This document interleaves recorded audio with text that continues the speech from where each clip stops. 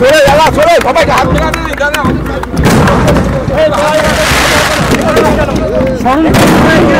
দাদা এদিকে সরে আসুন সবাইকে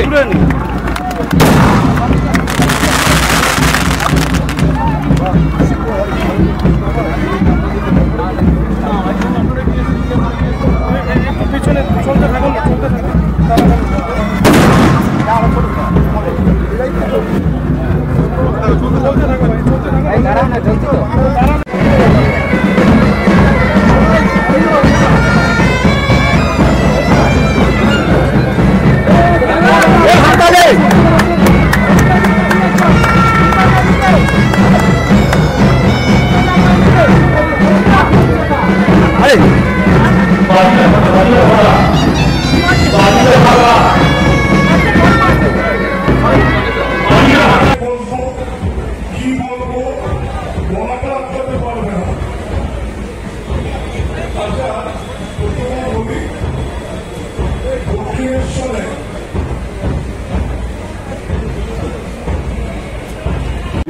বলি যে ফিফাতে আমি যেটা চেয়েছিলাম এত বছর বাদে আমি ভবানীপুর ক্লাবে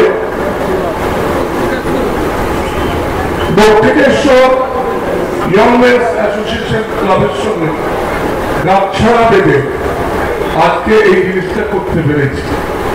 আমার তো স্বভাব গাছছাড়া বাঁধা, মোহনবাগান ক্লাবের সন্দীপ গোয়েঙ্কার সঙ্গে গাছছাড়া বেঁধে দিয়েছি। এবার ভবানীপুরের দক্ষিণেশ্বর ইয়াং মেন্স অ্যাসোসিয়েশনে বেঁধে দিলাম। তো আপনাদের কাছে চলে বলো দিলাম ভবানীপুর কিন্তু এই একাডেমিক কিরকম কি বলো আমাদের এখানকার এমএলএ প্রিয় মরণদা আর কাউন্সিলর শিবপুরীকে আমি বলে দিয়েছি, যিনি ক্লাবের সেক্রেটারি, আর বহু কাউন্সিলর এসছে যাদের নামে আমি চিনি না। অসংখ্য ধন্যবাদ যে 100 বছরের একটা পুরনো ক্লাব, ভবানীপুর প্রায় 100 বছরের ক্লাব। এই ভবানীপুর ক্লাবটা আমি যখন নিই তখন 5th ডিভিশনে খেলত। আমি নিয়ে চোপাই মানে সিনিয়র হাতে দিয়ে দিই। আপনি বিশ্বাস করবেন প্রিমিয়ার লিগে খেলছে। আমি ওকে বললাম দেখ ভাই তুই প্রিমিয়ার লিগে খেল, কিন্তু যদি মোহনবাগানের সঙ্গে খেলা হয় তাহলে কিন্তু আমি ভবানীপুরকে সাপোর্ট করবো না, মোহনবাগানকে সাপোর্ট করবো। বাইরে আমি যেতে পারবো না, তুই বরং একটু প্লেয়ার কম নে যাতে আগে হেরে যায়। বাবা তুমি কি বলছো সত্যি ও কিন্তু এই 5 বছরে প্রিমিয়ার ডিভিশনে এসেছে। শুধু তাই নয়, গত বছরে ক্রিকেটে 3 মুকুট পেয়েছে, তাতে ময়দান চালাবার যোগ্যতা অর্জন। খালি একটু দরকার, মোহনবাগান ইস্ট বেঙ্গলে এত রাজনীতি আছে না, খেলার থেকে বেশি রাজনীতি।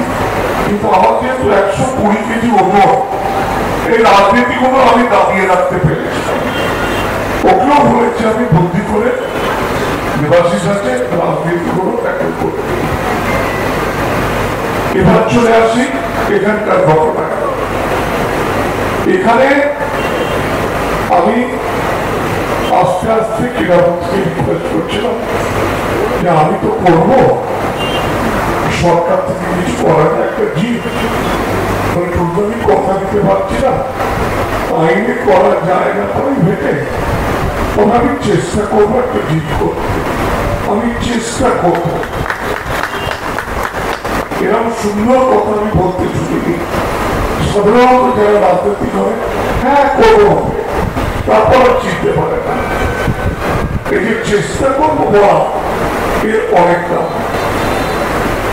আরেকটা হচ্ছে যে আপনারা মোহনবাগান করুন, কিন্তু এখানে যে খেলাটা হবে এই খেলাটাতে কিন্তু আপনারা মন প্রাণ দেন। এটা দক্ষিণেশ্বরের একটা ইতিহাস হয়ে যাবে এবং এখান থেকে প্রচুর প্লেয়ার উঠেছে আমি যা শুনলাম, মানে এটা 100 বছরের পুরোনো ক্লাব।